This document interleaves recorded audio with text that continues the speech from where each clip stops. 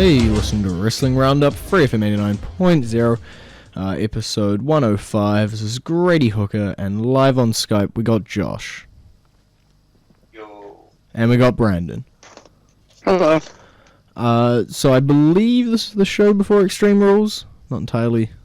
I don't even remember. Yes, the Go Home show. There we go. So just a few things before we get to Extreme Rules. So they've opened up casting for Tough Enough? That is correct. I haven't looked at the form myself, but it appears as though they're taking a wide range of participants.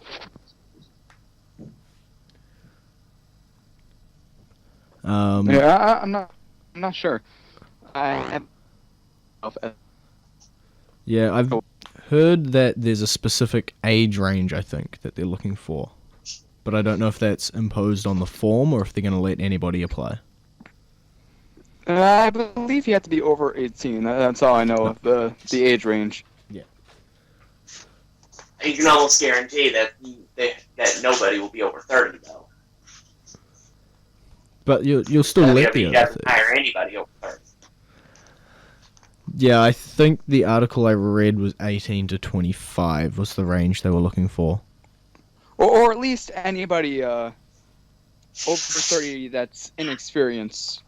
You could see an experienced veteran in there that is like 31, 32. But it definitely seems, at least if we're starting it off this way... You know, I think they've got a ban on hiring people over 30. Interesting. That's a weird company policy. I don't think you'd see that like anywhere else, other than like a wrestling business or a sporting business. But it seems they were saying this season of Tough Enough was going to be different. It definitely seems that way if we're starting off with, video auditions and everything like that.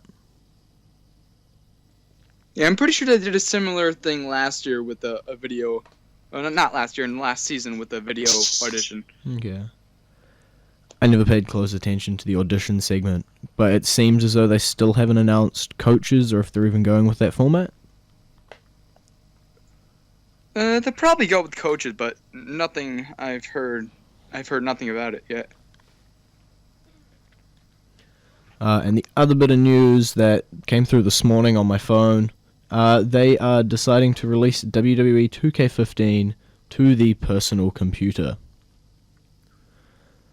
It's the first, I should have done my research here, first WWE game back on the PC since SmackDown vs. Raw 2007, I think.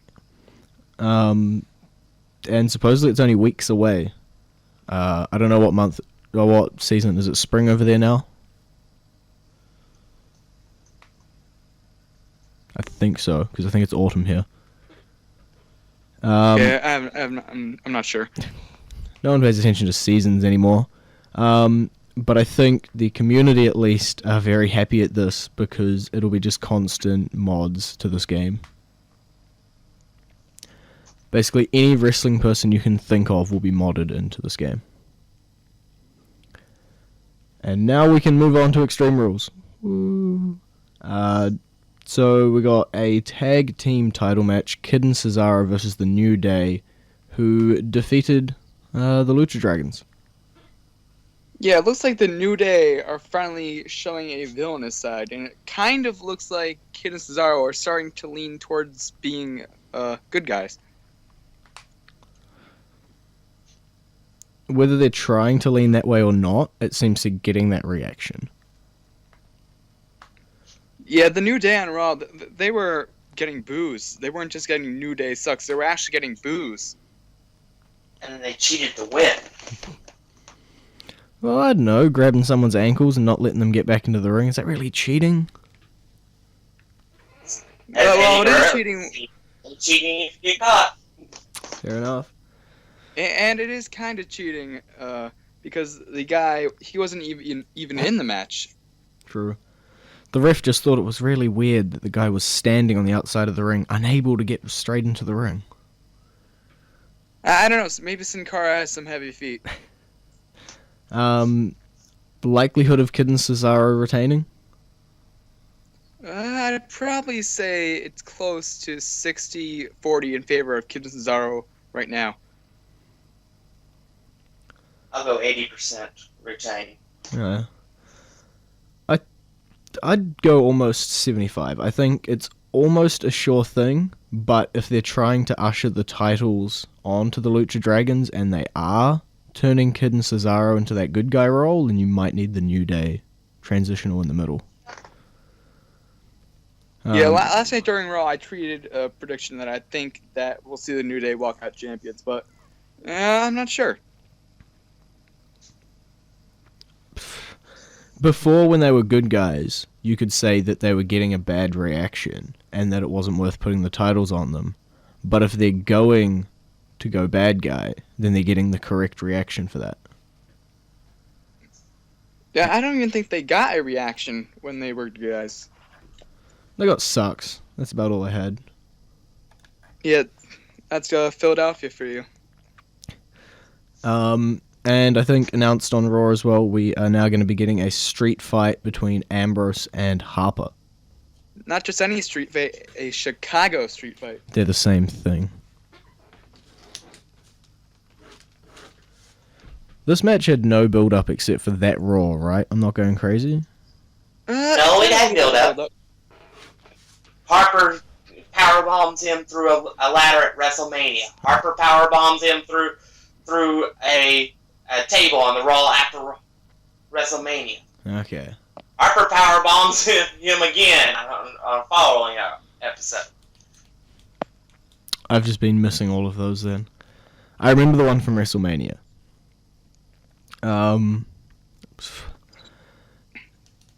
Who's going to win that one? I think Dean Ambrose will probably get his first pay-per-view win, and I believe it's 10 months. Wow. On a pay-per-view? Yeah, the last time he won a pay-per-view was Payback last year. What? As part of the Shield. Isn't That Payback... tells you anything. Isn't Payback the next pay-per-view? Or is there one in between? Payback's. Wow. I thought Dean Ambrose was quite over in terms of with the crowd and stuff. So I would hazard to say that Ambrose will win, but they've been pushing Harper pretty good as well. Yeah, and I kind of think that Ambrose is going to start to slide into that role of being the hardcore Houdini and just being that guy who's going to hit you with a steel chair or a kendo stick. I heard a rumor that Dean Ambrose may be going heel soon. Really? It seems weird that you'd turn the guy heel when he's been doing so well as a face. It could be that just because he's lost in the shuffle right. True. I mean, even even Reigns is kind of lost in the shuffle right now. He's sort of been lumped in with Big Show and Kane. Yeah, I think he's kind of stuck in the shuffle right now, and he's just in a horrible position with the Big Show. From what I've heard, in terms of rumors, taglines, and videos and all of that, that he'll finish this up and go on to a triple threat at Payback. I heard it would be moving on to Kane. Okay. I see, this is the problem with rumors, but I heard something about a video package for Payback that was released, and it showcased those three, Rollins, Orton, and Reigns. Leading some to believe. I've heard two different stories about it as well. I heard that about Bray Wyatt, so I don't know.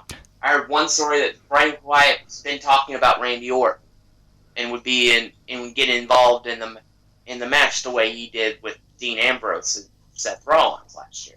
Mm-hmm. The only one I've heard is Ryback. Ryback. And then that's a very interesting choice. I also throw in that I've also heard Bray Wyatt and Roman Reigns. Just to add a third feud to the mix. Yeah, so lots of possibilities that are open right now for Bray Wyatt. the one that I'm hearing the most is Ryback. And it seems interesting because I don't know how those matches would go. Well, I think Ryback has kind of grown as a performer than he was when he originally was thrown into the spotlight with CM Punk. If they do end up going with that feud, it'll definitely be interesting to see how the matches go. I think it'll be one of those things where they either click and they have in-ring chemistry and their matches are great, or they don't click and it's not that good. So we'll go into classic songs time. It's the Sandman's theme.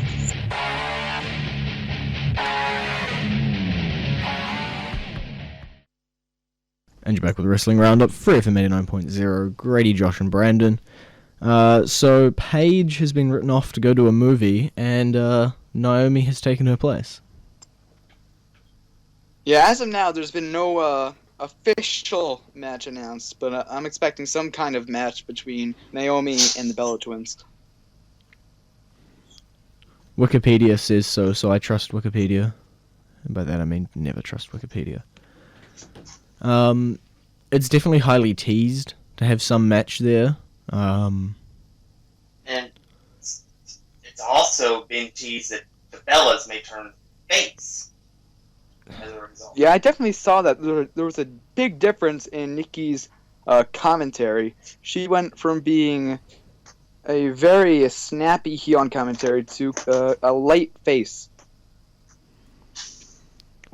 Yeah. If Naomi is heel, then you gotta have that face to go up against. I'd almost hazard to say Bellas go face, Naomi takes title, Paige comes back, and we get Paige Naomi as a feud.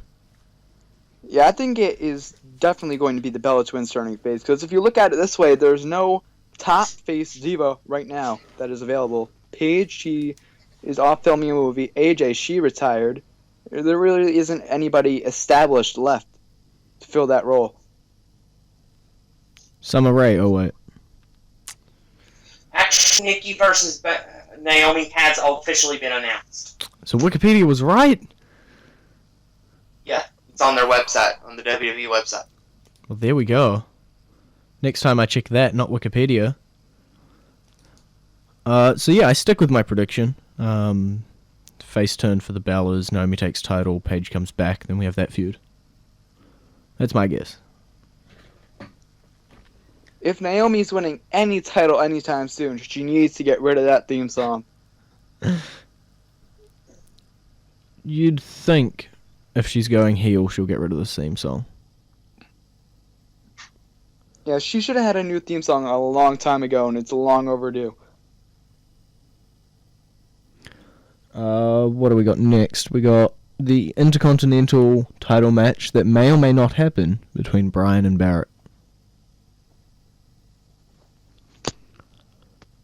We've had no word on Bryan's injury, have we, other than the fact that it's up in the air whether it'll happen.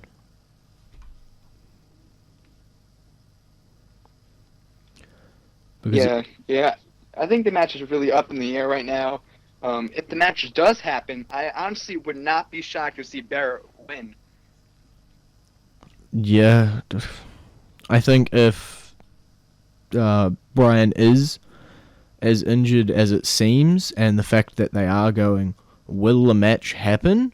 You've kind of got to take the title off him. I don't think he's specifically injured. I just think he's just a little sore and beat up. Yeah.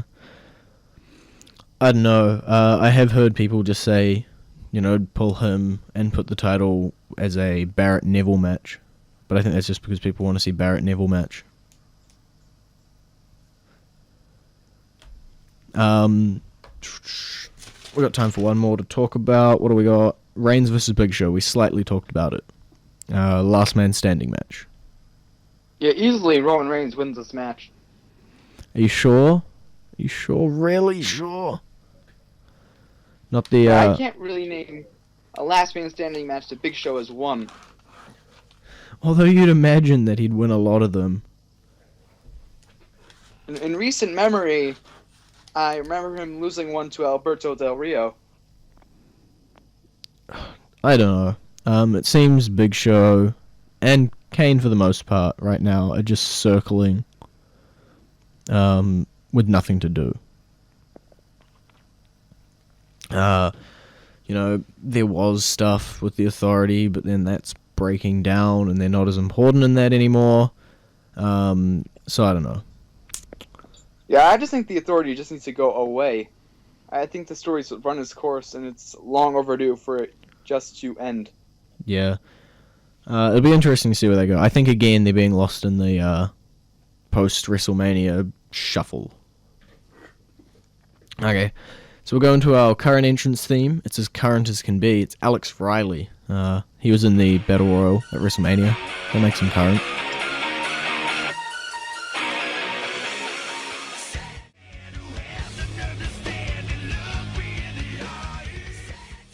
And you're back with the Wrestling Roundup. FreeFM 89.0, Grady, Josh, and Brandon. So we've got 3 matches left on Extreme Rules to talk about, and we'll start off with the weirdest of them all, Ziggler versus Sheamus in a Kiss My A match. Yeah, just in which the loser will have to kiss the backside of the winner. That weird stipulation that we saw once with The Rock versus Billy. In which we didn't actually see that outcome come in play. No. It seems so weird to have this match. It's more like it's so stupid to have that stipulation. I just don't understand the decision on putting the stipulation in. Here's the most... one thing I don't understand is why is there not an Extreme Rules match at Extreme Rules? Fair enough.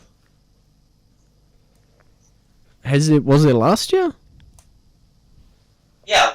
Daniel Bryan versus Kane was the Extreme Rules match. Oh, yeah.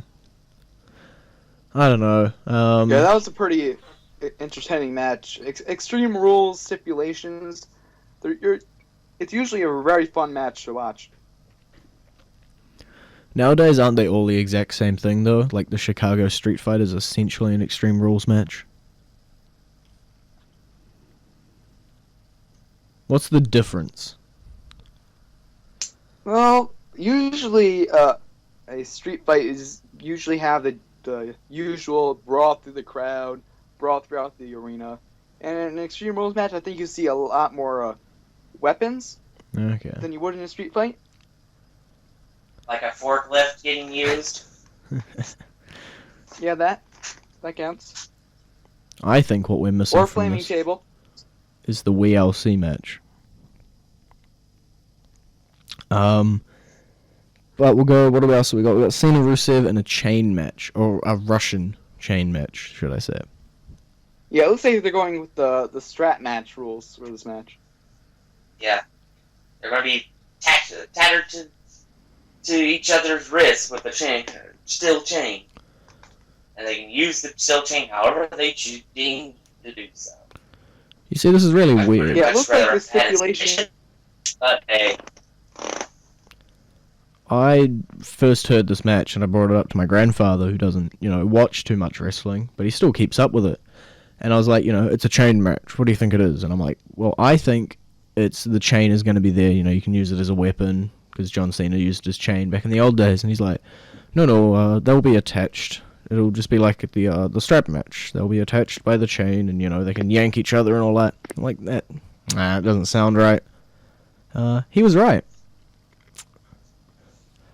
Seems like a weird decision to go for these two men to attach them together.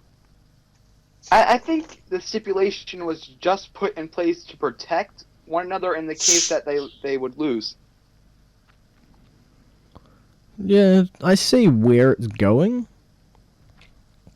But I don't know. It seems like this should end Cena Rusev, but I guess it's going to be the third match. Yeah, the big question is, where does Rusev go after this if he does not win the U.S. title? No idea. Honestly. It seems weird to hot potato it to Cena, just to hot potato it back to Rusev, but it also seems weird to just have Rusev lose and disappear into the shuffle.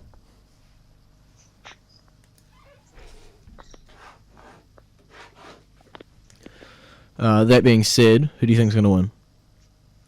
Probably Cena go will with win. Cena. Cena. Yeah. Main event. We got about 3 minutes. Rollins versus Orton. It's a cage match. There's no RKO, and Kane is going to guard the gate. Yeah, I think Seth Rollins is definitely going to be winning this match, without a question. And Kane will reluctantly be the one that will decide. Yeah, part of me kind of thinks that Kane will somehow reunite with Seth Rollins. Okay. And maybe they were using this drama to kind of get into Orton's head and trick him a bit. I don't know. You never know with WWE's booking nowadays. What I see is him just chokeslam both of them and put Seth Rollins over Orton. Yeah. I don't know. It seems like they just want to have more stipulations in on this match. But one thing that's been interesting in the build-up, at least in the rumor scene, is that Seth Rollins is changing up his finisher.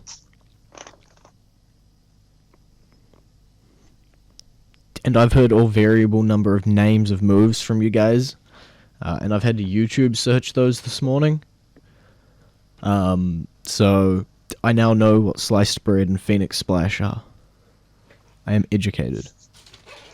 Yeah, Seth Rollins is a pretty talented wrestler, so I think he will find an adequate replacement for the curb stomp, but it's going to be very tough to find a good replacement for a finisher they've built up for like the last 2 years.